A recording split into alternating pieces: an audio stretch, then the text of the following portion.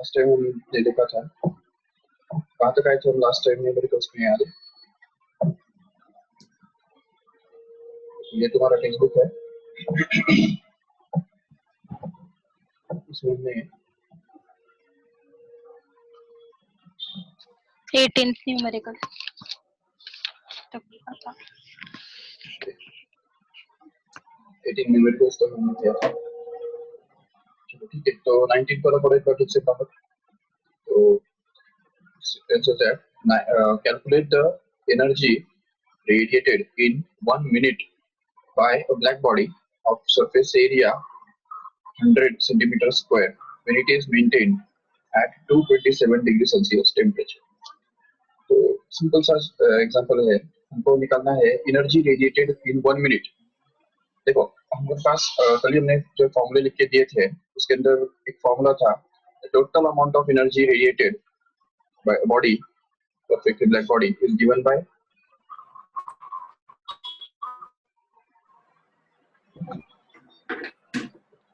Q 3/2 is equal to, नहीं वो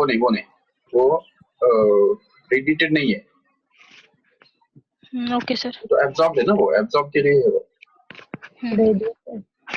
radiated के लिए देखो यहाँ पे the total amount of radiated energy, radiation में तुमको उसका फॉर्मूला मिलेगा, वो होता है Q is equal to E into A into sigma into T raised to 4 into small t।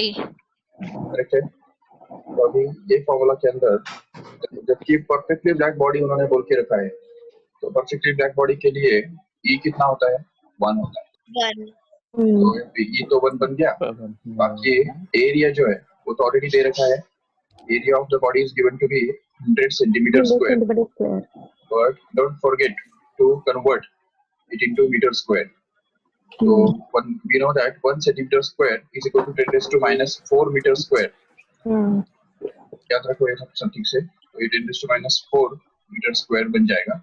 तो अभी 100 मतलब खुद ही 10 raised to 2 होता है, तो 10 raised to 2 into 10 raised to minus 4 becomes 10 raised to minus 2 actually, 10 raised to minus 2 meter square। ये हो गया एरिया। बाकी टेम्परेचर जो बॉडी का दिया हुआ है वो है capital T which is equal to 227 degree Celsius, but don't forget again to convert it into Kelvin। तो वो बन जाएगा 227 plus 273 Kelvin, which is going to be 500 Kelvin। Correct है क्या? हाँ।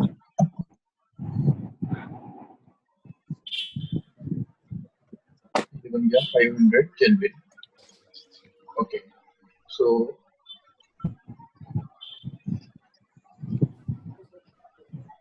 बाकी तो है हमारे पास सब, तो ये सब डाल देंगे यहाँ पे। तो सिग्मा तो ऑलरेडी हमको पता ही होता है, सिग्मा का वैल्यू ऑलरेडी हमने थ्योरी में ही पढ़ा है, 5 6 7 8 याद है ना। तो sigma is equal to 5.67 into 10 raised to minus 8 watt per meter square Kelvin 4। ठीक है, तो Q the total amount of heat emitted will be 1 into area मतलब 10 raised to minus 2 into sigma which is 5.67 into 10 raised to minus 8 and T raised to 4। T मतलब कितना है यहाँ पे 500 kelvin, 500 kelvin का 4th पावर करना पड़ेगा into time. Time कितना है, स्मॉल टी कितना है, 1 मिनट। 1 मिनट मतलब 60 सेकेंड्स, वो भी हमको सेकेंड्स में करना पड़ेगा, ऐसा नहीं 1 मतलब 1 डालने का उधर, वो मिनट है तो इसलिए हमको इसको सेकेंड्स में कन्वर्ट करके डालना पड़ेगा, तो वो 60 बन जाएगा। अभी इसको सॉल्व करेंगे आगे ना, तो 10 raised to minus 2 is kept as it is into 5.67 as it is into 10 raised to minus 8 again as it is, but 5 raised to 4 हमको पता है 5 का स्क्वायर कितना होता है 25, और 25 का स्क्वायर बनता है 625 आ जाएगा 625।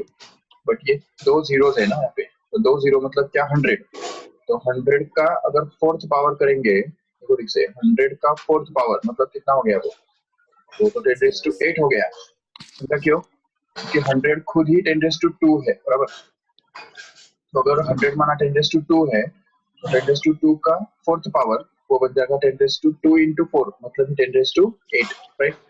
So यहाँ पे आ जाएगा 10 raised to 8 and then this multiplied by 60. तो अभी सीधी बात है कि 10 raised to 8 and 10 raised to minus 8 will just get cancelled and बाकी सब हमको मल्टीप्लाई करने पड़ेंगे. तो ये अगर करेंगे 5.67 into 625 into 60 multiplied by 10 raised to minus 2. How much it becomes is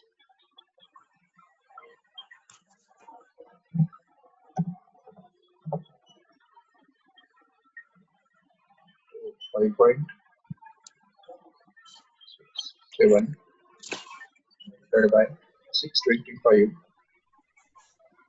multiplied by 60. How much it is? 212625, barabar? But that should be multiplied by 10 raised to minus 2 also, right? So 212625 212,625 multiplied by 10 raised to minus 2, which makes this decimal point to shift 2 digits at left side, and hence we get this as 2126.25, which is there in option here. So here's simple such thing. Okay, next one is the energy emitted from a hole in an electric furnace at the rate of 20 watt when the temperature of furnace is 727 degrees Celsius. Then what is the area of the hole? Stephen's constant is already given. Okay, so energy emitted from the hole is given to be 20 watt. अब देखो energy, total energy emitted के लिए हमारे पास formula already है ना, E A into sigma into t raised to 4 upon small t. ये हमारा formula है टोटल एनर्जी इमिटेड के लिए. लेकिन अभी energy emitted at the rate, तो इसका मतलब हमको यहाँ पे रेट चाहिए ना, rate of emission of energy चाहिए. तो रेट निकालने का मतलब क्या है, ये टी को नीचे लेके जाने का इधर, तो वो बन जाएगा Q upon T, that is only the rate. Okay, उसको हम स्मॉल r से भी डिनोट कर सकते हैं, no problem. So this rate is going to be equal to E A sigma into t raised to 4 only, and since it's a electric furnace we can consider it as a black body. और वैसे भी E का small e का value तो दिया ही नहीं है, तो मजबूरी में हमको उसको ब्लैक बॉडी कंसिडर करना ही पड़ेगा. तो चलो यहाँ पे रेट जो दिया है ना, तो रेट ही यहाँ पे 20 वैट दिया हुआ है. समझा कैसे? ये वैट उसके यूनिट से ही पता चलता है कि इट्स एनर्जी इमिटेड पर यूनिट टाइम, उसको ही तो हमने यहाँ पे स्मॉल r बोल के रखा है, इसलिए वो 20 वैट बन जाएगा, नो डाउट. और उससे अभी आगे जाके टेम्परेचर जो है capital T is given to be here 727 degree Celsius, which can be considered to be converted into Kelvin. So by adding it in 273 in it, so 727 plus 273 अगर करेंगे तो हमको मिल जाएगा 1000. Yes, 1000 Kelvin. And sigma तो already है हमारे पास. Sigma is 5.7 into 10 raised to minus 8. Okay, and yes, बाकी क्या चाहिए? हो गया फिर. तो एरिया तो हमको निकालना है ना, तो इसलिए फिर ये r के बदले डाल देंगे 20. And remember that this watt is a standard unit, SI unit. So nothing is to be converted. तो इसको कोई कन्वर्ट करने की जरूरत नहीं है. And 20, and that is equal to E, which is 1, into A, which is to be found out, into sigma, which is 5.67. Sorry, 5.7 only. Actually, it is 5.67, but sometimes it's round up to 5.7 only. Then again, 5.7 into 10 raised to minus 8, that is multiplied by t raised to 4. तो देखो t raised to 4 मतलब कितना हो गया, 1000 का fourth power.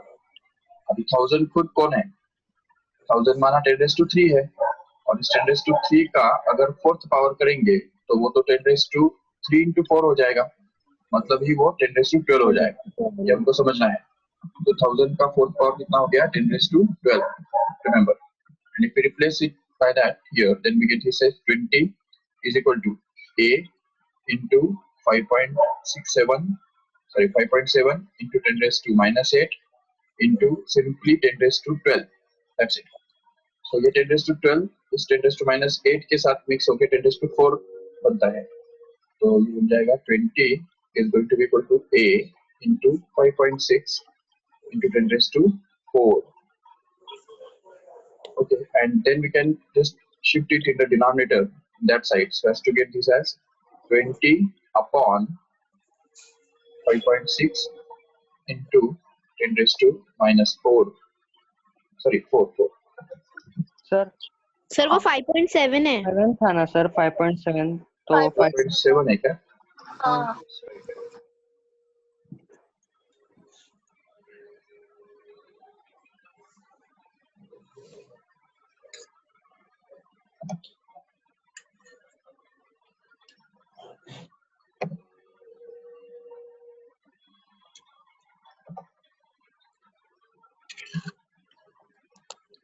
Okay, that is going to be the area. So work this out. 3.508. 3.508. Okay. Yes sir. 3.508. That is multiplied by 10 raised to, this 4 goes up and becomes 10 raised to minus 4. That is in meter square. That's it. So approximately it is 3.5 into 10 raised to minus 4 meter square. Okay. Next is, just read this. Emissive power of a sphere of area 0.02 meter square is 0.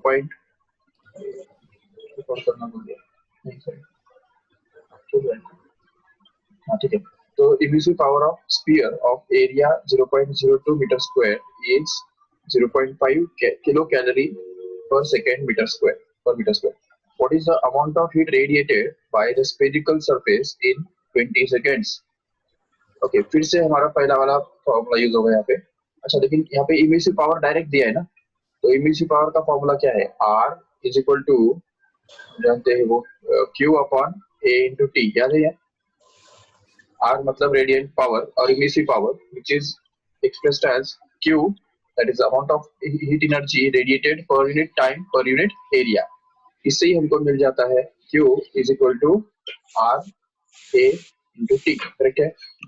ये formula हमको use करना है, जिसमें emissive power दिया है, area दिया है, time दिया है, सब कुछ तो दिया है. क्या चाहिए तुमको? करो फिर मल्टीप्लिकेशन. तो R is going to be simply 0.5, but don't forget that it is in kilocalorie per second per meter square. Okay, R is given to be in 0.5 kilocalorie per second meter square. That means we are going to get the answer in kilocalorie only. 0.2 kilocalorie. Keep it as it is. Area, अच्छा calculation पूरा किया तुमने?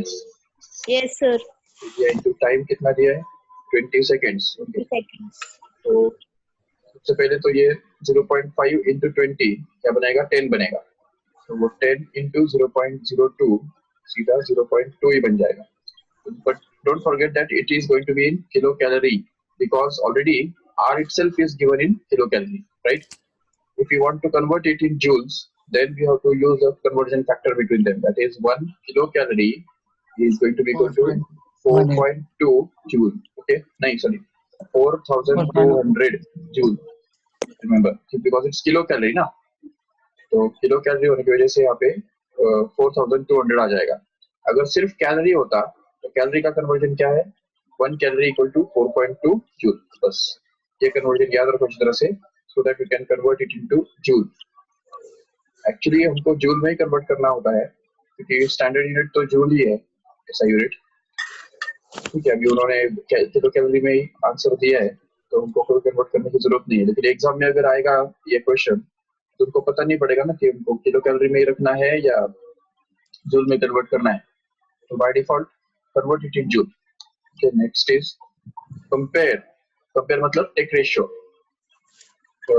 Rates of emission of heat by a black body maintained at 727 degrees Celsius and at 227 degrees Celsius if the black bodies are surrounded by an enclosure at 27 degrees Celsius. what will be the ratio of their rates of loss of heat. Okay, इसमें questions तो दो पूछे हैं लेकिन answer तो एक ही बताया है.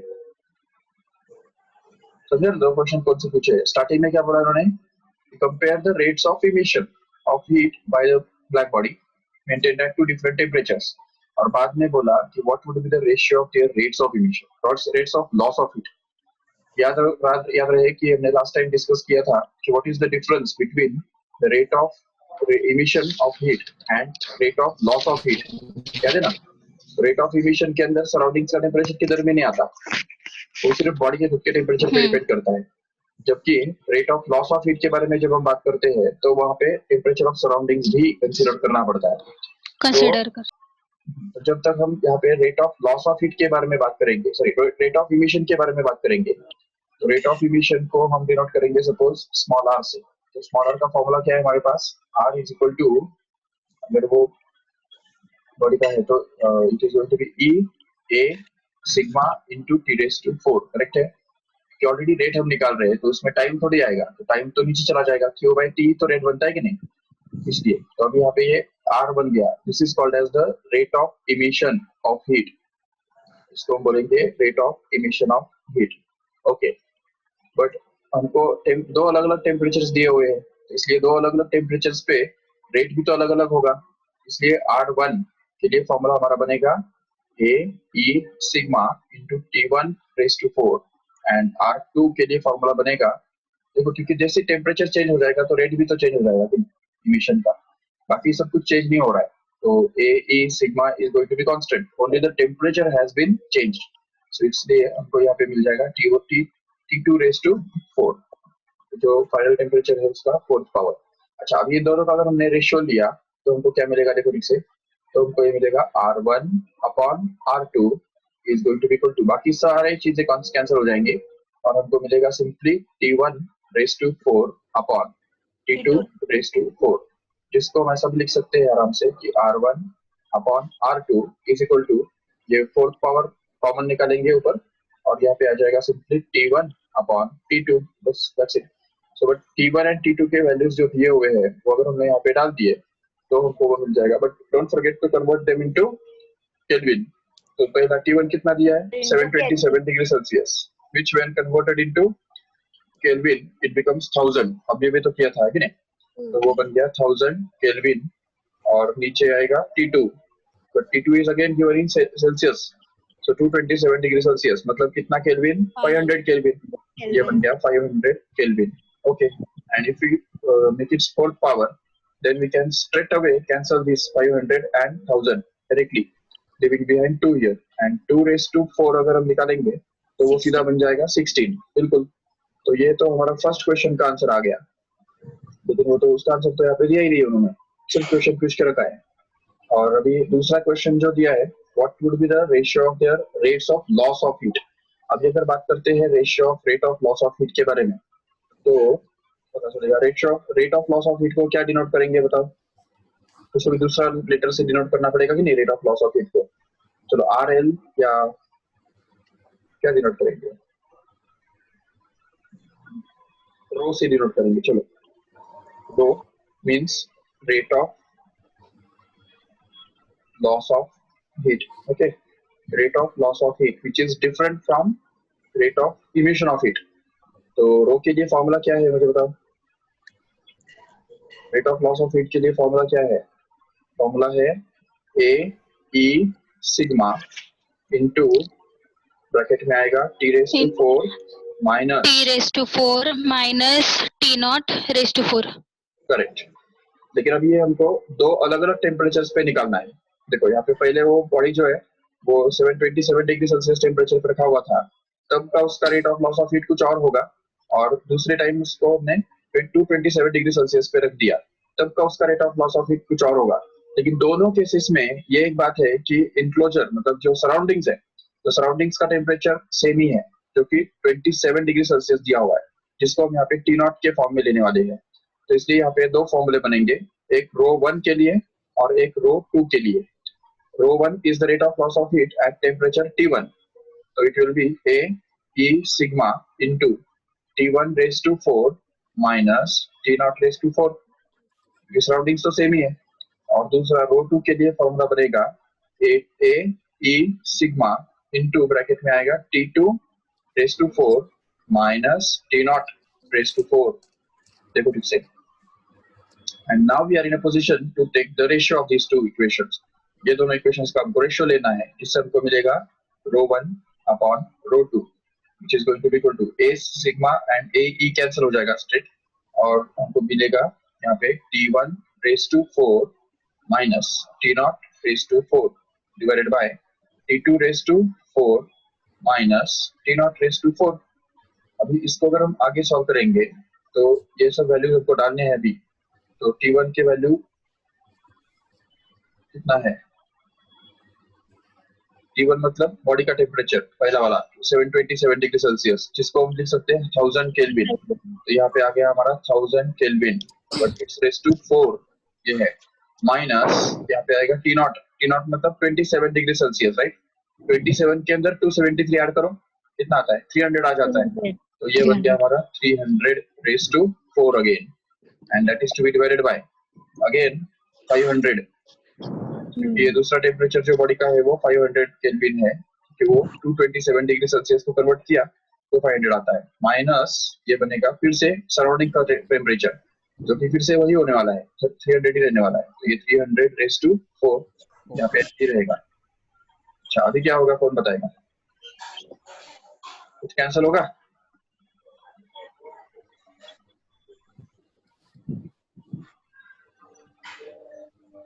कैंसिल तो कुछ नहीं होगा, बट चलो अभी ये देखो इसमें कि 3 into 100 ऐसा लिख सकते हैं इसको. ये 1000 को 10 into 100 ऐसा लिख सकते हैं आराम से. 500 को भी 5 into 100 लिख सकते हैं. तो ये सब करने के बाद ये जो ब्रैकेट है वो इस तरह से बनेगा.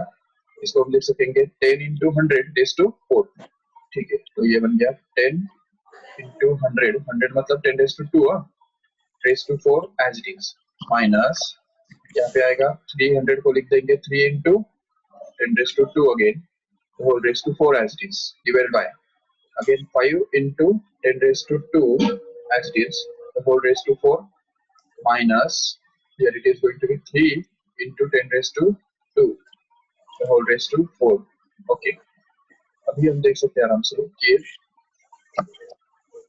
इसमें से ना इसको अगर खोलेंगे, ब्रैकेट को अगर ओपन करेंगे ना, क्योंकि वैसे भी प्रोडक्ट है ना, तो प्रोडक्ट में तो हम जानते हैं ये दोनों का 4th पावर करना पड़ता है. तो यहाँ पे बन जाएगा 10 का 4th power multiplied by 10 raise to 2 का 4th पावर कितना बनता है? 10 रेज़ टू 8 बनता है, बिल्कुल, माइनस यहाँ पे आएगा 3 का 4th power multiplied by 10 raise to 2 का 4th पावर मतलब ही 10 रेज़ टू 8. फिर से ये 10 रेज़ टू 8 आ गया यहाँ पे भी, फिर यहाँ पे भी 5 rays to 4 multiplied by 10 raised to 8 again, minus here it is again 3 raised to 4 3 raised to 4, 10 raised to 8. 10 raised to 8 once again, and now we can see this will be simplified because 10 raised to 8 can be taken common. So if we take it out from the numerator, then what we have left inside 10 raised to 4, which is going to be 10,000 minus 3 raised to 4, which is going to be 81 upon 5 raised to 4. अच्छा, इसमें से भी 10 raised to 8 common आएगा जरूर, और अंदर में देखो क्या बचेगा, तो 5 का 4th पावर जो कि 625 है minus 81 once again, so that this 10 raised to 8 gets cancelled straight away, and what we have left with is देखो 10,000 में से 81 घटाओ कितना आता है? 9,919. करेक्ट है क्या? 9,919. That is to be divided by 625 में से 81 काटो,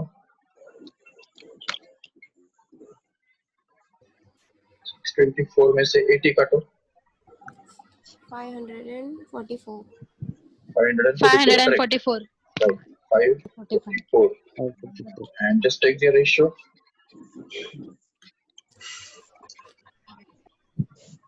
(9919) divided by 544. How much it is?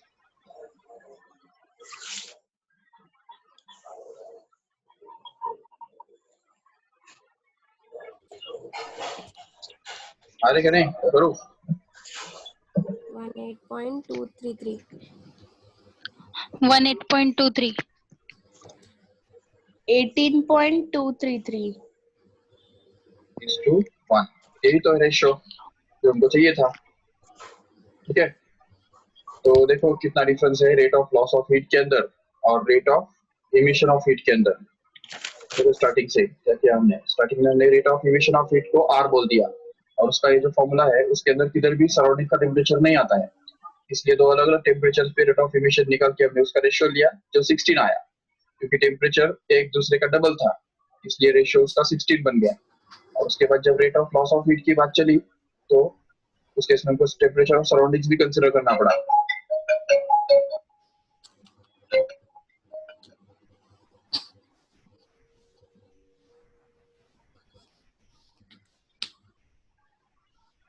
जो कि टेम्परेचर ऑफ सराउंडिंग्स भी कंसीडर करना पड़ा, जिसको देखिए हमने पूरा सॉल्व किया तो उससे हमको वो 18.23 मिल गया। चलो ठीक है, आगे बढ़ो। Next one, Earth's mean temperature can be assumed to be almost 280 Kelvin. How will the curve of black body radiation look like for this temperature? Find out lambda max, in which the part of electromagnetic spectrum does this value lie? Okay.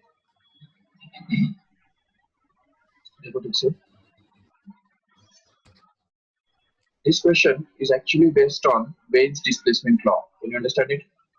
पढ़ने से पता चल रहा है कि when displacement law यहाँ पे use करना होगा क्योंकि लैम्ब्डा मैक्स के बारे में बोला जा रहा है क्या। तो earth's mean temperature can be found out to be equal to 280 kelvin. तो अगर इसका अर्थ का अगर हम इस टाइप का अगर कर्व ड्रॉ करेंगे जो ब्लैक बॉडी के लिए हमने थ्योरी में ड्रॉ किया था, इसके अंदर सारे जो अलग अलग वेव्स वेवलेंथ होते हैं उनका इंटेंसिटी अलग अलग होता है और देखा जाता है कि एक पर्टिकुलर इंटेंसिटी जो है वो मैक्सिमम, एक पर्टिकुलर वेवलेंथ जो है वो मैक्सिमम इंटेंसिटी के साथ कोई भी बॉडी इमिट करता है। तो अर्थ के बारे में भी तो जरूर ऐसा ही हुआ होगा ना। तो अर्थ के बारे में भी हम बोल सकते हैं यहाँ पे कि पर्टिकुलर टेम्परेचर पे वो एक पर्टिकुलर वेवलेंथ जो है जिसको लैम्ब्डा मैक्स बोल सकते हैं, that will be emitted with the maximum intensity and that particular wavelength is not known, but actually the temperature is known. The temperature of Earth is already given to be 280 Kelvin. So if we recall, what does Wein's displacement law tells us? That lambda max multiplied by capital T temperature becomes equal to Wein's constant, right? B And Wein's constant भी हमको पता है already, which is 2.9 into 10 raised to minus 3. तो अगर ये value हम डाल देंगे यहाँ पे तो लैम्ब्डा मैक्स निकल आएगा कि नहीं, क्योंकि लैम्ब्डा मैक्स कितना बनेगा हमारा formula b upon capital T। तो इसमें b के बदले हमको डालना है ये 2.9 into 10 raised to minus 3 और टेम्परेचर के बदले डालना है 280 केल्विन जो कि उन्होंने ऑलरेडी देके रखा है। वो केल्विन में ही रखो क्योंकि केल्विन में ही चाहिए, एब्सोल्यूट टेम्परेचर ही यहाँ पे लगता है। तो अगर इन सबको डिवाइड करेंगे तो हमको एक वेवलेंथ मिलेगा, लैम्ब्डा मैक्स मिल जाएगा। चलो ये अगर वर्क आउट करेंगे तो देखो 2.9 डिवाइडेड बाय 0.103 डिवाइड किसमें क्यों नहीं है, तो कैलकुलेटर में डिवाइड किधर है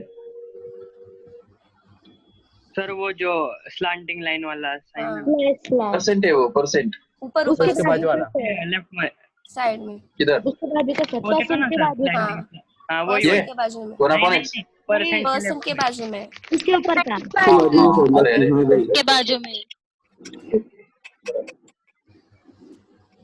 कल से मैं परेशान हो गया, डिवाइड नहीं है।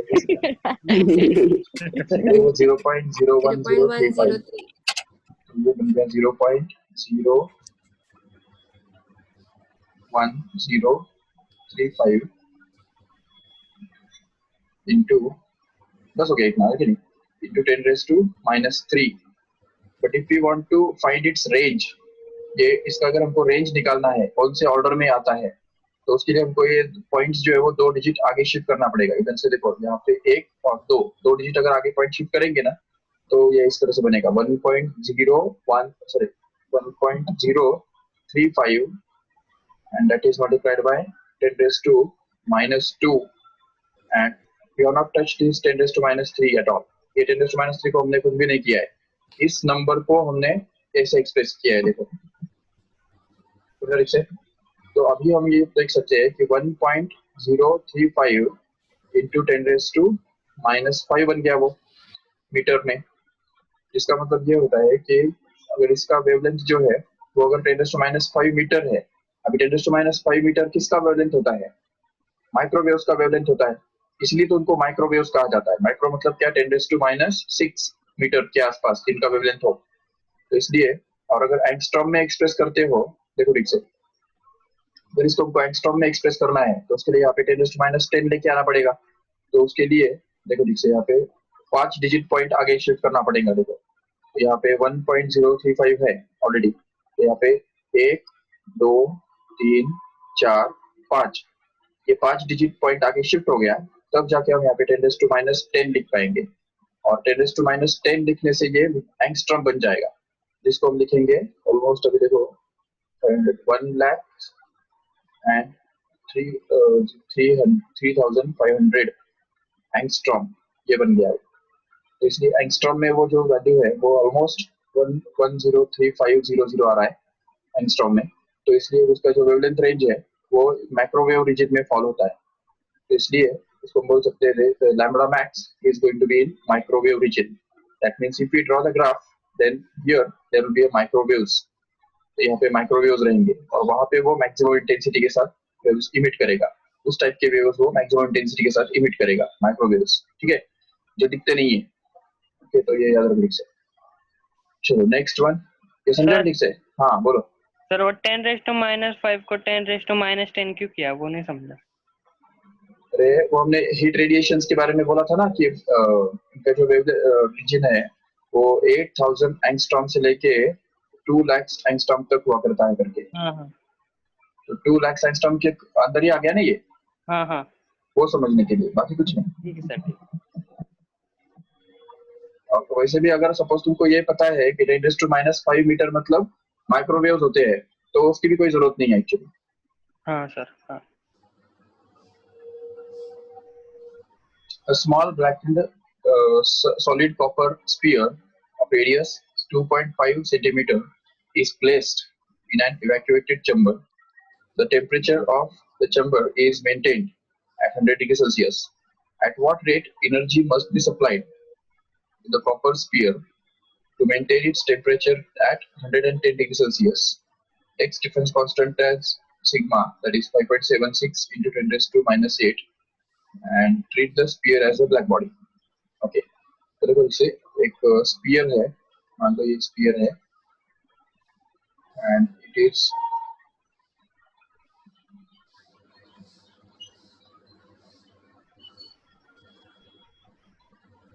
okay. तो solid copper sphere of radius 2.5 centimeter उसका रेडियस इनको दे रखा है.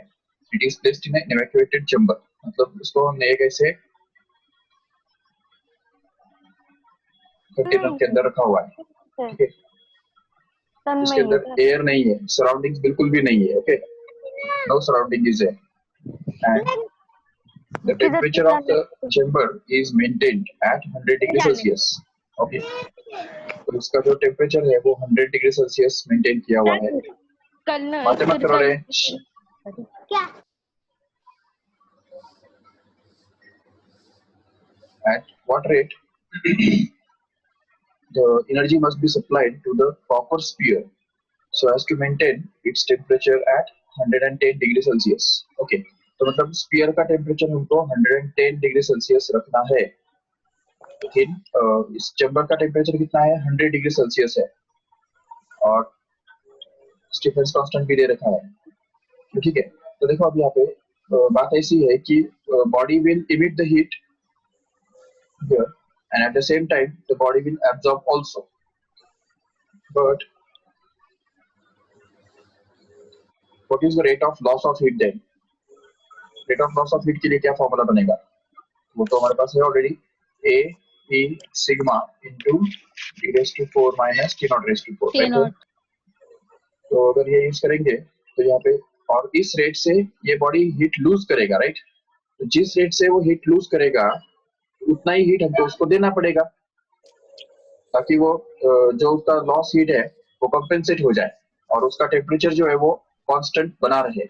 नहीं तो क्या होगा कि अगर हम हीट सप्लाई नहीं करेंगे तो फिर क्या होगा कि उसका जो टेम्परेचर है वो धीरे धीरे कम कम कम होता जाएगा और लास्ट में फिर उसका टेम्परेचर जो है वो 100 डिग्री सेल्सियस के बराबर बन जाएगा, जो कि सराउंडिंग्स का है। तो इसलिए अगर वो नहीं होने देना है तो उसके लिए हमको जितना वो हीट लूज कर रहा है, जिस रेट से हीट लूज कर रहा है, तो उस रेट से हमको उसको हीट प्रोवाइड करना पड़ेगा।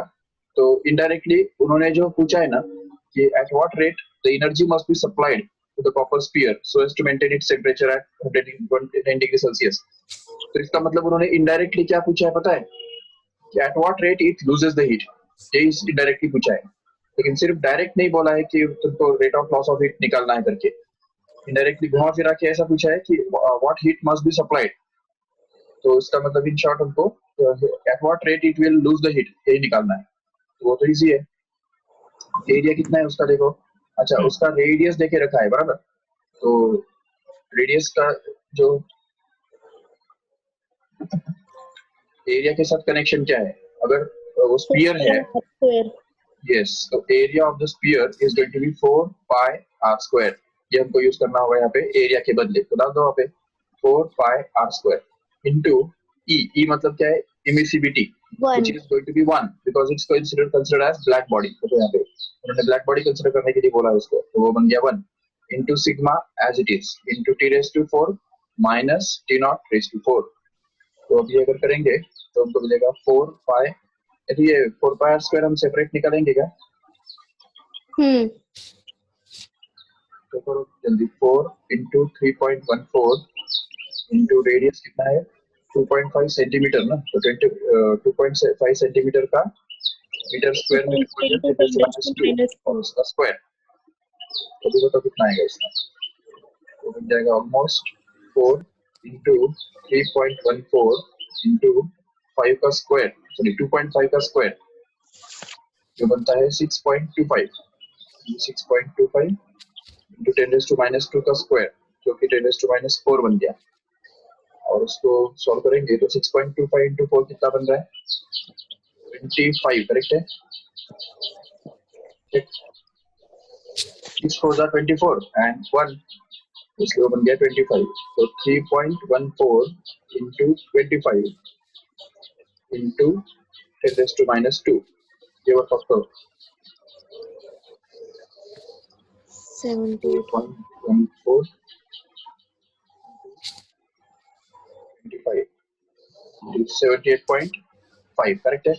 तो ये बन गया 78.5 into 10 raised to minus 2, मतलब ये वो बन गया 0.785। Okay, just put it here in place of the area. Sir वो 10 raised to minus 4 होगा ना? हाँ माइनस 4 ही तो है। नहीं, यहाँ पे -2 लिया है। हाँ ना, मेक इट करेक्ट, तो बन जाएगा actually 10 raised to minus 4, so it will be, keep it as it is then।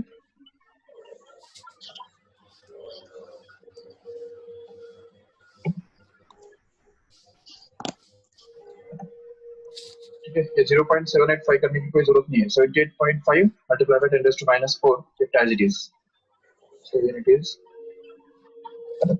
78.5 into 10 raised to minus 4 into sigma का वैल्यू जो कि 5.76 into 10 raised to minus 8 दे रखा है, और टेम्परेचर्स, अभी देखो टेम्परेचर्स जो है वो उन्होंने दिए है, एक का बॉडी का है 110 और सराउंडिंग्स का है 100 ओनली, तो इसमें हमको 110 का 4th पावर करना पड़ेगा। तो ये देखो 110 whole raised to 4 minus simply 100 raised to 4। और उसे केल्विन में कन्वर्ट नहीं करना है? हाँ करना है ना,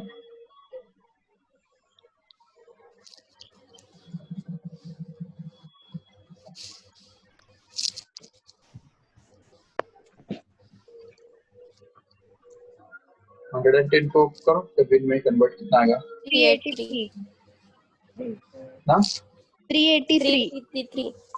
383 का फोर्थ पावर माइनस 100 को करेंगे तो 373 बराबर.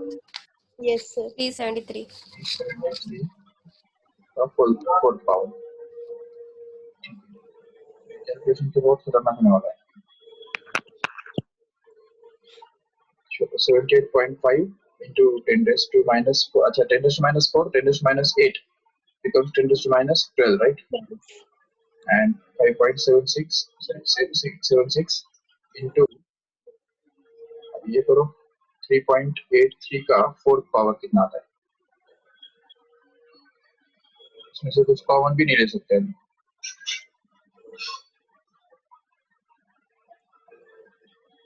फोर्थ पावर आता है ना कैसे करने का. 3.83 multiplied by 3.83 again. How much it is? देखो 14.6689. इसको रिकॉर्ड कर लो एक बार. 14.67 ही ले लो चलो अप्रोक्सीमेटली. ठीक है 67. अच्छा अभी इसको वापस क्या करो फिर से 14.67 मल्टीप्लाइड बाय 14.67 अगेन. समझे दिख हमने पहले स्क्वायर किया और स्क्वायर का फिर से स्क्वायर किया. स्क्वायर का स्क्वायर माना क्या फोर्थ पावर. तो ये यहाँ पे रिकॉर्ड करो. So it will be 215.2 हो गया.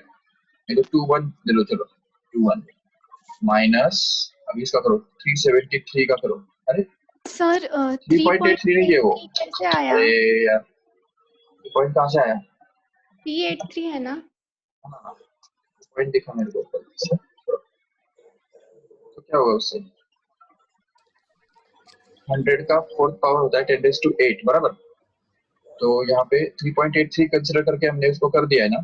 तो यहाँ पे सिर्फ 10 raised to 8 एक्स्ट्रा आ जाएगा. समझा कैसे.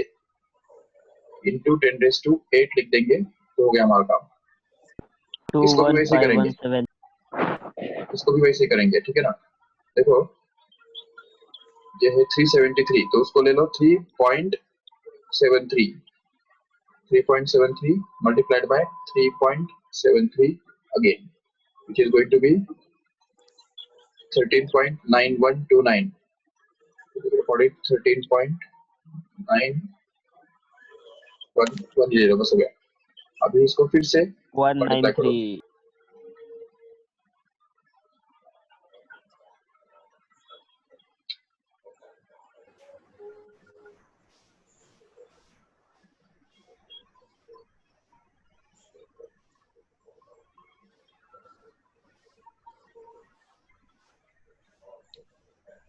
Yes, 193.488 मतलब 193.5 भी ले सकते हैं हम. ठीक है 193.5. Okay, put it here 193.5 and that is also multiplied by 10 raised to 8 as it is, so that we can take this 10 raised to 8 common and put the next step as. तो देखो नेक्स्ट स्टेप क्या बनेगा. ये 78.5 into 10 raised to minus 12 as it is into 5.76 into यहाँ पे आ रहा है 10 raised to 8 common और ब्रैकेट में बचा 215.21 minus 193.5. Okay. 21. And 2. तो फाइनली 78.5 तो आएगा इनटू 5.76 भी आ जाएगा इनटू इन दोनों का डिफरेंस कितना आ रहा है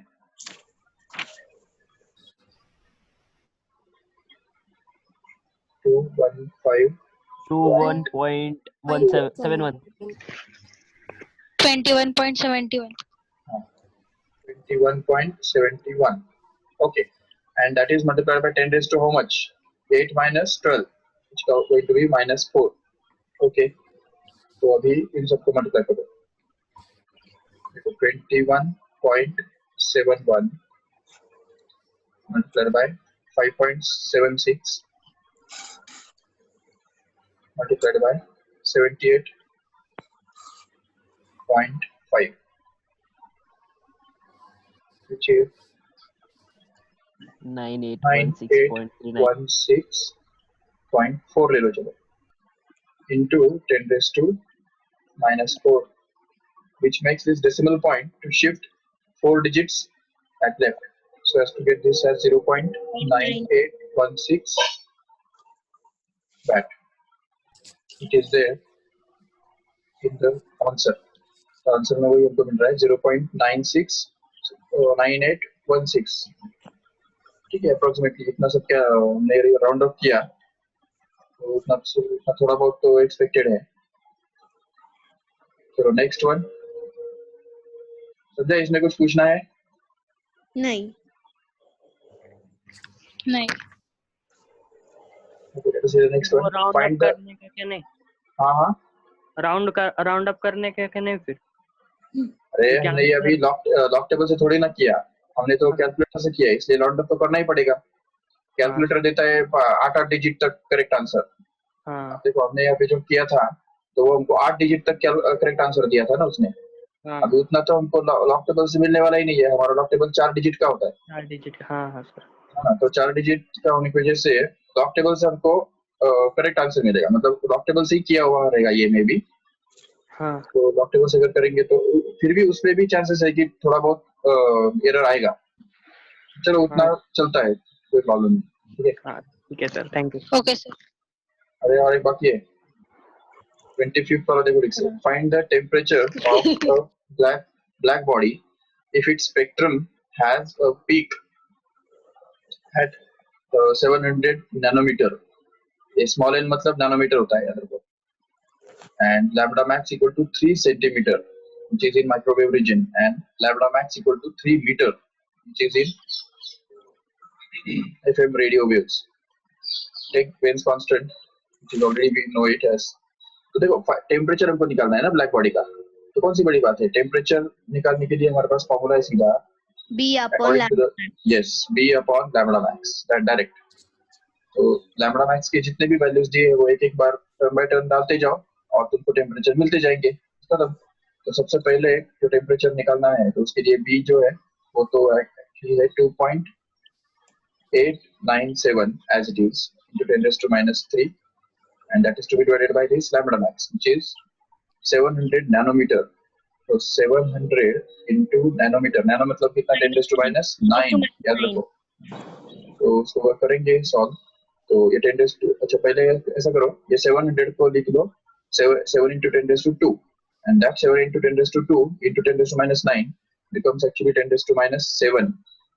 तो वो 7 into 10 raised to minus 7 लिख दिया और 2.89 into 10 raised to minus 3 as it is, so that we can get this 10 raised to minus 7 goes up and becomes 10 raised to plus 7, and plus 7 minus 3 becomes 10 raised to 4 here, and this 2.89 divided by 7 तो करना पड़ेगा 2.89 divided by 7, which comes out to be 0.4128 into 10 raised to 4, which makes the decimal point shift 4 digits at right side. So it becomes 4128 Kelvin. That's it. Next is, अच्छा ये log table से करेंगे थोड़ा बहुत 380 के आसपास आ जाएगा. Next is about lambda max 3 centimeter. Again convert it into meter and get the temperature as it is. तो ये बन जाएगा 2.897 into 10 raised to minus 3 again, and divide by lambda, which is 3 centimeter, which is 3 into 10 raised to minus 2, so that 2.8974 अगर divide करेंगे 3 से तो वो बन जाएगा 0.9656 7 ले लेते चलो into 10 raised to minus 1, which makes it as, और एक डिजिट पीछे शिफ्ट हो जाएगा पॉइंट, तो ये शिफ्ट बनेगा 0.09657, मतलब वो 0.1 केल्विन बन गया. तो that is in going to be in kelvin. Okay, तो ये टेम्परेचर पे वो वेवलेंथ इमिट करेगा. और तीसरा है ये 3 मीटर. अब 3 मीटर मतलब यहाँ पे 10⁻² नहीं आएगा ना फिर. तो अगर 10⁻² नहीं आएगा तो वो 10⁻³ वैसे ही रहेगा. तो वो 10⁻³ मतलब पॉइंट और 3 डिजिट पीछे शिफ्ट हो जाएगा, सॉरी 2 डिजिट पीछे शिफ्ट हो जाएगा. इसलिए वो 0.00096 ऐसा आएगा.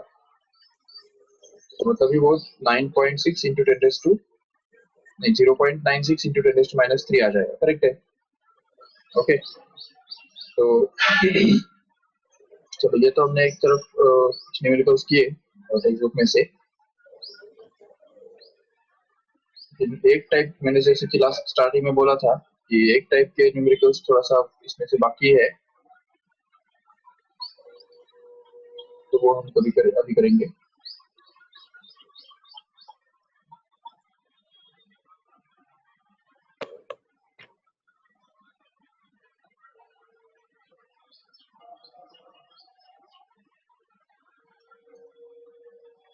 अच्छा, ये वही न्यूमेरिकल्स है जो तुमको होमवर्क के लिए मैंने दिए हुए हैं. देखा सबने? यस हाँ, सर. हाँ सर. हाँ सर. सर 121 है.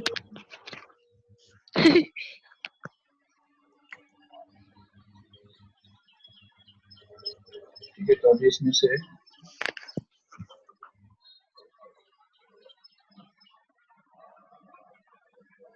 ये सारे सॉल्व है. सॉल्व न्यूमेरिकल्स तुम एक बार देख लो ठीक से कैसे किए हैं.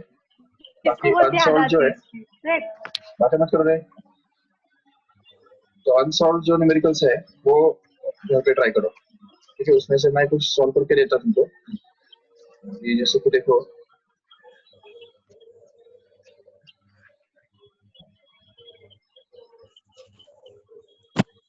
हाँ ये 14th वाला देखो एक बार ठीक से पढ़ो. 14th one. Excuse me, sir. Yes. Please, can you show the 5th and 6th numerical? Like how to do Okay. it? क्या क्या क्या? Please, can you show how to solve the 5th and 6th numerical? इसमें से हाँ. इसमें से ही ना? ये Yes, वाला क्या? sir. If RMS velocity of H2 molecule, ये वाला? Yes, sir. Okay. ठीक है, करेंगे ना. देखो, if RMS velocity of H2 molecules at NTP is 1840 meter per second, calculate the RMS velocity of chlorine molecule at NTP. तो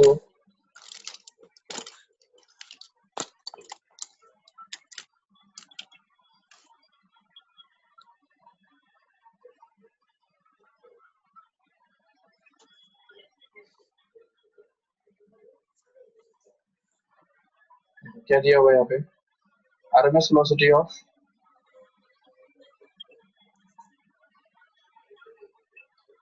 H2 molecules at NTP is going to be 1840 meter per second. C1 उसको बोल देंगे, चलेगा ना? C1 is going to be equal to 121840 meter per second. ये दिया हुआ है. और हमको पूछा क्या है? RMS velocity of chlorine molecules at NTP. Chlorine के मॉलिक्यूल्स का RMS velocity जो है उसको C2 बोल देंगे. वो हमको निकालना है. अभी देखो हमारे पास फॉर्मूला क्या है? RMS velocity के लिए फॉर्मूला क्या है? C is always equal to root of 3RT upon capital M naught. याद है? ये अगर फॉर्मूला हम यूज करेंगे तो इसमें टेम्परेचर तो चेंज हो ही नहीं रहा है कि नहीं? यहाँ पे क्या बोला उन्होंने? RMS velocity of H2 molecules at NTP and chlorine molecules also at NTP.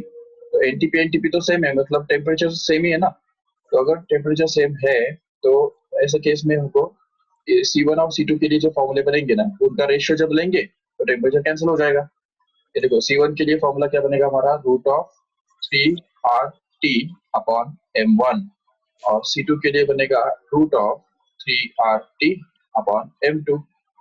And if we now take the ratio, then C1 upon C2 just becomes simply the ratio of, उसमें भी रूट कंबाइन हो जाएगा. और यहाँ पे ऊपर वाला जो न्यूमरेटर जो है वो यहाँ पे एज इट इज आएगा, बट डिनोमिनेटर जो है वो रेसिप्रोकल हो जाएगा, उल्टा हो जाएगा. M2 upon M1. M2 upon 3RT. So that this 3RT gets cancelled and we'll be simply left with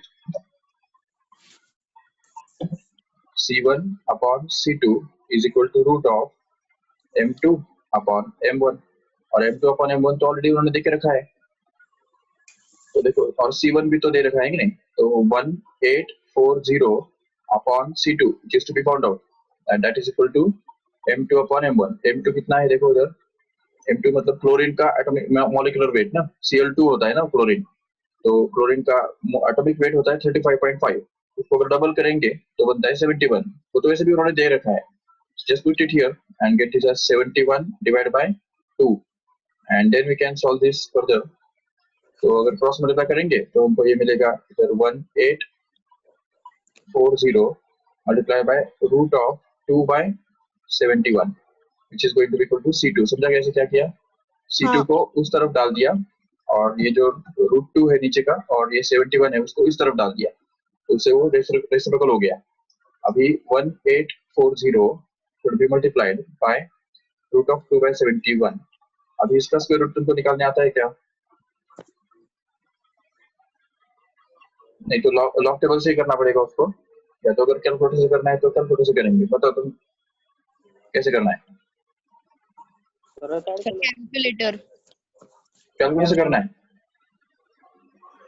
घर पे कैसे करेंगे? Log table. log table. तो लॉग टेबल से ट्राई करके दिखाओ, चलो फटाफट. Find the log of 2 fast. What is log of 2? It is 0.3010. कौन है वो? Check when 3010. ये होता है log 2. log 71 निकालो कितना है?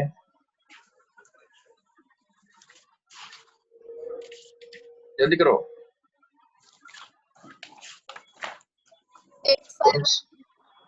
8512. 8512. Okay. Subtract them. 13 है सर. 12 है 13 है. 13.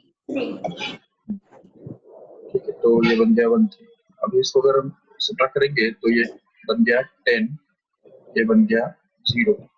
10 में से 3 गया 7, 0 में से 1 नहीं जाता तो कैरी लिया, बन गया 10. ये बन गया 9, ये बन गया 2. 10 में से 1 गया 9, इधर 9 में से 5 गया 4 और इधर 2 में से 8 नहीं जाता तो वो 12 बन गया और ये कैरी देखिए बार 1 बन गया, तो 12 में से 8 गया 4 और ये बार 1 में से -1 गया, मतलब -1 तो वो बन गया बार 2. कैंसिल मत करो उसको बोलते हैं सब्ट्रैक्शन. इसका भी हमको क्या करना है, रूट निकालना है कि नहीं? नहीं, एंटीलॉग नहीं, पहले रूट निकालना है ना. रूट निकालो पहले. रूट निकालने का मतलब है यहाँ पे 2 से इसको डिवाइड करने का सीधा. तो करो 2 से डिवाइड कितना होगा, तो 2 1 जा तो ये बार 1 पॉइंट और यहाँ पे आ जाएगा 22 और यहाँ पे 4 और 8 बस हो गया. ये बन गया हमारा रूट निकालने के बाद, तो मतलब 2 से डिवाइड करने के बाद. अभी इसको हमको ये 1840 से मल्टीप्लाई भी तो करना है कि नहीं, तो 1840 से मल्टीप्लाई करने का मतलब है इसमें log of 1840 ऐड करने का. निकालो कितना है 1840 का log जल्दी.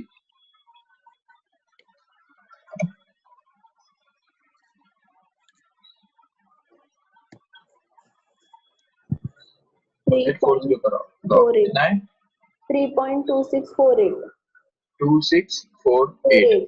ओके, तो ये 8 + 8 बन गया 16, ये 1, 4 + 4 बन गया 8 + 1 9 और यहाँ पे आएगा 8 और यहाँ पे आएगा 4 एंड 3 - 1 is 2. अभी एंटीलॉग निकालो इसका, तो हमको C2 मिल जाएगा. एंटीलॉग आता है ना 4 रेट का, देखो 9 में और मीन डिफरेंस 6 में 3087. 087. तो यहाँ पे पॉइंट आएगा फर्स्ट डिजिट के बाद as usual and that is to be multiplied by this number 2 10 raised to 2. Okay, तो वो 10 raised to 2 से मल्टीप्लाई होने से ये 2 डिजिट आगे पॉइंट चला जाएगा तो बनेगा 308.7 मीटर पर second. That is going to be the velocity. ये देखो इधर 308.8 दिया हुआ है, 7 है, ठीक है. और कौन सा 6th one? Calculate the temperature Yes, sir. at which the RMS velocity of gas will be 1/3 of its value at NTP. मतलब हमको ऐसा टेम्परेचर ढूंढना है जहाँ पे गैस का जो RMS velocity है वो जितना उसका NTP पे होता है उसका 1/3 बनता है. क्वेश्चन का मीनिंग समझा सबको? Calculate the temperature at which RMS velocity of a gas will become 1/3 of its value at NTP. मतलब देखो RMS velocity का फॉर्मूला क्या है? √3RT/m. बट अब यहाँ पे क्वेश्चन के कॉन्टेक्स्ट से पता चल रहा है कि gas is not going to change, right? Gas is going to be the constant same, but we have to change the temperature such that RMS velocity will become 1/3. तो हमको एक्सपेक्टेड ये है कि अगर सपोज हम टेम्परेचर अलग करेंगे, T' रखेंगे, तो उस समय RMS velocity भी चेंज हो जाएगा, C' बन जाएगा. तो C' के लिए क्या फॉर्मूला बनेगा? C' के लिए फॉर्मूला बनेगा C' is equal to √3RT' and that is divided by mass, molar mass, that is m naught as it is. वो तो सेम है. अभी इन दोनों का अगर रेशियो ले लेंगे ना तो क्या बनेगा? देखो C/C' is going to be equal to root of, ये सब बाकी कैंसिल हो जाएंगे और बचेगा सिंपली T/T'. ये तो समझा ठीक से? तो अभी यहाँ पे हमको ऐसा टेम्परेचर ढूंढना है. अच्छा ऐसा करो, इसको उल्टा कर दो तो वो बन जाएगा simply C'/C is going to be equal to root of T'/T. सो अभी हम यहाँ पे आर्गुमेंट करेंगे कि हमको ऐसा टेम्परेचर ढूंढना है, मतलब हमको T' निकालना है और T कितना दिया है बताएं? NTP, मतलब ही 273 केल्विन. समझा क्यों?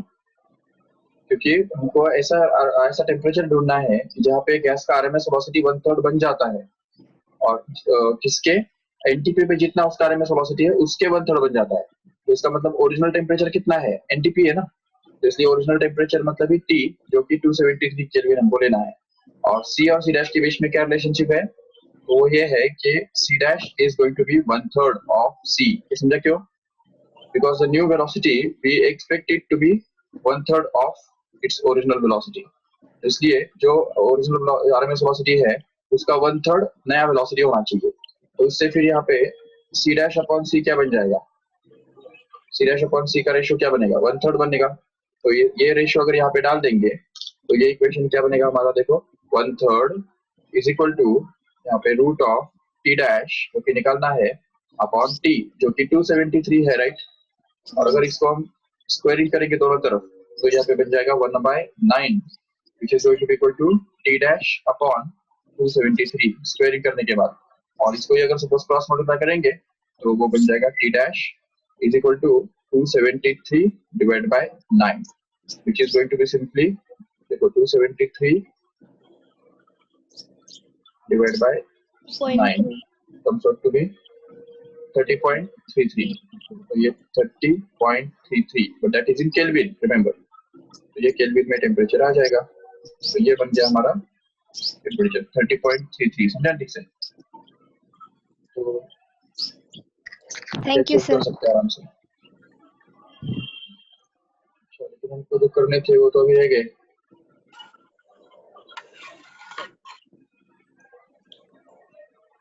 चलो ठीक है, एक करेंगे. ये 20 वाला पढ़ो एक बार ठीक से. Question number 20. Calculate the amount of heat energy that must be supplied to 500 gram of nitrogen at 300 Kelvin to raise its temperature by 15 degrees Celsius at constant pressure. Molar mass of gas is given to be 28 and R is also given to be 8.31 and Cv is also given for a diatomic, that is 7/2 R. Okay, तो देखो हमारे पास जो formula है, calculate the amount of heat energy that must be supplied to 500 gram of nitrogen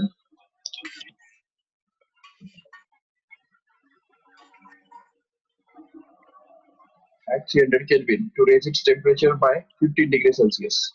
Okay. तो हमारे पास formula क्या है amount of heat के लिए?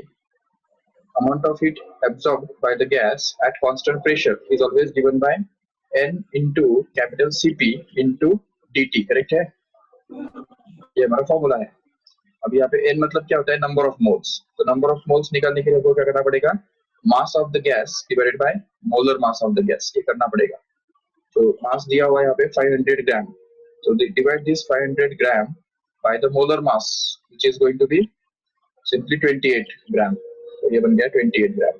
तो इससे हमको मिलेगा molar mass, the number of moles. तो वो मैं यहाँ पे डाल देंगे 500 divide by 28, okay, and that is multiplied by Cp। अभी Cp कहाँ से निकालेंगे? हमने तो Cb दे के रखा है, तो Cp तो हमको चाहिए ना, क्योंकि कांस्टेंट प्रेशर पे कितना वो हीट एब्जॉर्ब करता है वो हमको ढूंढना है, तो उसके लिए तो Cp चाहिए, लेकिन Cb उन्होंने दे रखा है। तो Cb अगर दिया है तो हमको पता है कि Cp is equal to Cv plus R हुआ करता है। तो वो अगर यूज करेंगे तो Cv का वैल्यू दे रखा है 7/2 R plus R which becomes 9/2 R। ये तो हमने ऑलरेडी किया हुआ है, तो वो अगर डाल देंगे यहाँ पे तो वो बन जाएगा यहाँ पे 9/2 ना, तो 9/2 into R, and that is multiplied by change in temperature. What is change in temperature? See it here. So change in temperature direct दिया है 15 degrees Celsius. That's it. So just put it 15 degrees Celsius here, and what we get is simply 500 upon 28 into 9 sir into उसे kilogram में convert नहीं करना है? किसको? Molar mass को ना। हाँ। देखो अगर करेंगे भी तो भी वहाँ पे 10⁻³ आएगा, बराबर। और 28 किस में है? ग्राम में है वो भी। मोलर मास जो है वो it is always in grams, तो इसलिए फिर ये 28 को भी अगर किलोग्राम में कन्वर्ट करेंगे तो वो भी 10⁻³ आ जाएगा, तो वो तो कैंसिल हो जाएगा, तो इससे कोई फर्क नहीं पड़ेगा। और 50 डिग्री सेल्सियस को केल्विन में? हाँ, टेम्परेचर हाँ, केल्विन। हाँ। अभी एक देखो बात, अभी इसमें हमको क्या चाहिए? चेंज इन टेम्परेचर चाहिए, बराबर। तो चेंज इन टेम्परेचर का मतलब क्या होता है? वो होता है final temperature T2 minus initial temperature. अभी देखो फाइनल टेम्परेचर कितना है? 315। हाँ, क्योंकि ऑलरेडी वो टेम्परेचर उसका कितना है? 300 केल्विन है कि नहीं? तो उसका फाइनल टेम्परेचर बनेगा 315 kelvin minus initial temperature already उसका है 300 केल्विन। तो अगर सब्ट्रैक्शन करेंगे तो वो तो फिर भी 15 ही आएगा कि नहीं? तो चेंज इन टेम्परेचर को कभी केल्विन में कन्वर्ट करना नहीं पड़ता है, क्योंकि चेंज इन टेम्परेचर तो चेंज होता है ना, तो वो केल्विन में हो या डिग्री सेल्सियस में हो, चेंज तो चेंज है, ठीक है। तो इसलिए वो कन्वर्ट करो ना करो उससे कोई फर्क नहीं पड़ता है। Change in temperature is always to be kept in Celsius only, उससे कोई फर्क नहीं पड़ता है। अगर करेंगे भी तो भी क्या होगा? ये 300 मतलब जो इनिशियल टेम्परेचर है उसमें भी 273 ऐड होगा, फाइनल टेम्परेचर में भी अगर 273 ऐड होगा, तो उसके बाद जब हम डिफरेंस निकालने जाएंगे ना तो वो 273 ऐड किया हुआ वापस कैंसिल हो जाएगा, ठीक है। तो इसलिए फिर वो चेंज इन टेम्परेचर कभी भी सेल्सियस में दिया है तो भी चल जाता है, कोई प्रॉब्लम नहीं। सिर्फ यहाँ पे R का वैल्यू हमको रखना पड़ेगा देखो इससे। तो R is going to be 9/2 भी तो है ना, into R is 8.31 and that is to be multiplied with 15 as it is. Okay, तो ये बनेगा, अब ये एक 0 तो कैंसिल कर दो बराबर।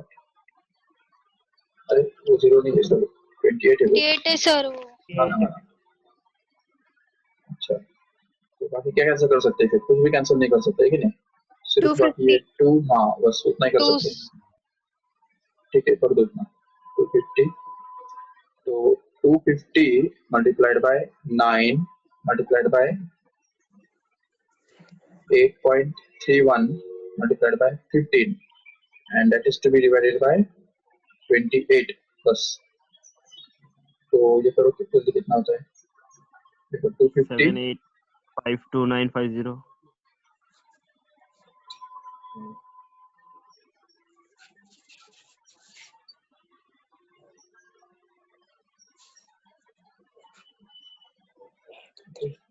this is equal to 280,468.8 that is to be divided by 28 simply। तो ये 28 से डिवाइड किया तो हमको मिल रहा है 10016.5 and that is going to be in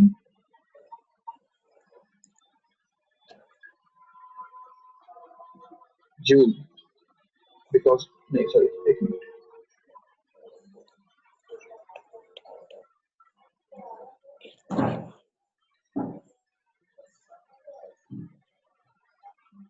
जून में तो मिलेगा।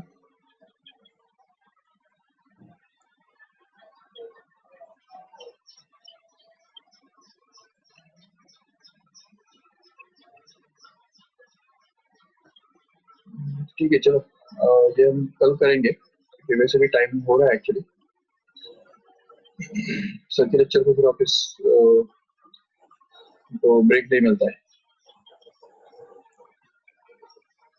ठीक है, तुम ट्राई करो ये सभी न्यूमेरिकल्स।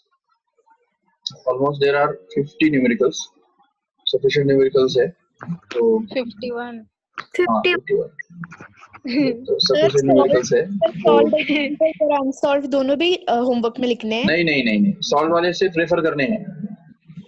Okay sir. सॉल्व वाले देखने हैं कैसे किए हैं वो, तो स्टूडेंट को पता चल जाएगा और फिर उसके बाद अनसॉल्व वाले करने हैं। ठीक है, और मैंने गूगल फॉर्म आपको शेयर किया है, मिला होगा आपको, देखा सभी ने? नहीं। एक मिनट में तुमको बता देता हूँ कि किस तरह से वो करना है।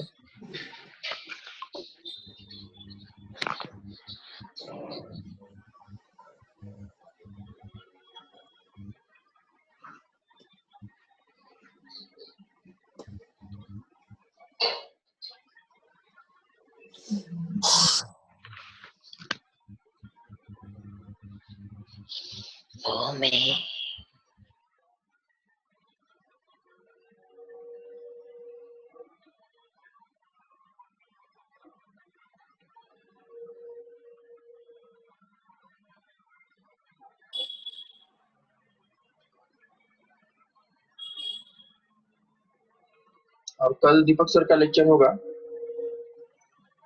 केमिस्ट्री का। Okay sir. सर कौन सा लेसन लेने वाले हैं? विच लेसन सर? लेसन में शायद सॉल्यूशन। Okay sir.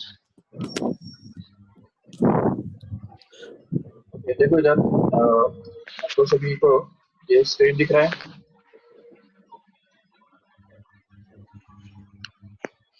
हाँ सर।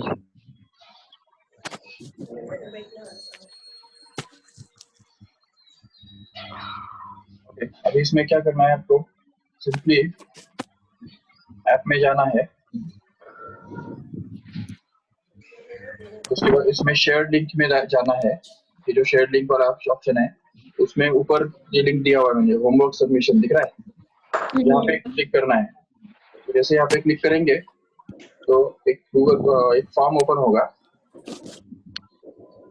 इस टाइप का फॉर्म ओपन होगा होमवर्क सबमिशन के लिए। यहाँ पे आपका ईमेल एड्रेस डालना है जिस ईमेल से आपको सबमिट करना है, और यहाँ पे आपको स्टूडेंट नेम डालना है, सपोज जो भी आपका नाम है, और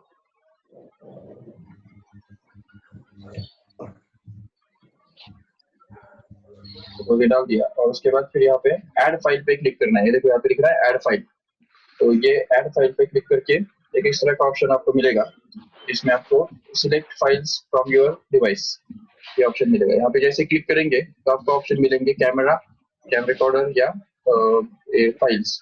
तो अगर आपको आपने ऑलरेडी फोटो निकाल के रखे हैं तो आप सीधा ये जो है यहाँ पे क्लिक करेंगे और यहाँ पे जो भी आपके फोटोज है उसमें से आप कोई भी फोटो सिलेक्ट करके वो यहाँ पे कर सकते, डाल सकते हो।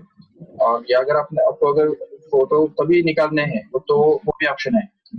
सपोज आप कैमरा पर अगर क्लिक करते हो ये कैमरा ऑप्शन पे तो डायरेक्ट कैमरा ओपन हो जाएगा आपके फोन का, और सीधा आपके सामने जो भी नोटबुक है उस नोटबुक का आप फोटो देख सकते हो, और जैसे फोटो ले लेंगे तो वो फोटो आप यहाँ पे सेव करके अपलोड कर सकते हैं। जितने भी फोटो रहेंगे वो सब आप यहाँ पे शेयर कर सकते हो, फोटो निकाल सकते हो नोटबुक का, और जैसे आपने ये खींच लिया उसके बाद वो अपलोड हो जाएगा। यहाँ पे ओके करने के बाद वो यहाँ पे लिस्ट में आ जाएगा। तो ऐसे करते जितने भी ये लिस्ट में आ गए फोटो, ये देखो यहाँ पे अगर आपको गलती से अगर कोई फोटो नहीं भी चाहिए, नहीं अपलोड करना था, वो गलती से अपलोड हो गया तो यहाँ पे क्रॉस पे क्लिक करके आप वो कैंसिल भी कर सकते हो। अभी तक वो पूरे अपलोड हुए नहीं है तो ऐड मोर फाइल पे क्लिक करके जितने भी फाइल से 20-25 आप ऐड कर सकते हो, और उसको पूरा होने के बाद फिर अपलोड करना, अपलोड बटन पे क्लिक करना। ये जैसे अपलोड बटन पे क्लिक करेंगे तो वो अपलोडिंग स्टार्ट हो जाएगा, और जैसे ही वो अपलोड हो जाएंगे तो वो मुझे पहुंच जाएंगे। ठीक है। और उसके Okay, बाद फिर sir. वो फॉर्म सबमिट करना मत भूलना लास्ट में। फिर अपलोड करने के बाद नीचे सबमिट बटन है, ये सबमिट बटन क्लिक होने के बाद वो आपको जब बताएगा योर होमवर्क इज सबमिटेड, तब जाके वो पूरा सबमिट हो गया। ये देखो, ये जो स्क्रीन आएगा योर होमवर्क इज सबमिटेड, तो वो फाइनल कंप्लीट हो गया। इस तरह से वो करना है, ठीक है। तो ये लेक्चर मैं अभी यहाँ पे एंड करता हूँ। नेक्स्ट 6:30 को नेक्स्ट लेक्चर स्टार्ट होगा। Okay, sir. Thank you, sir.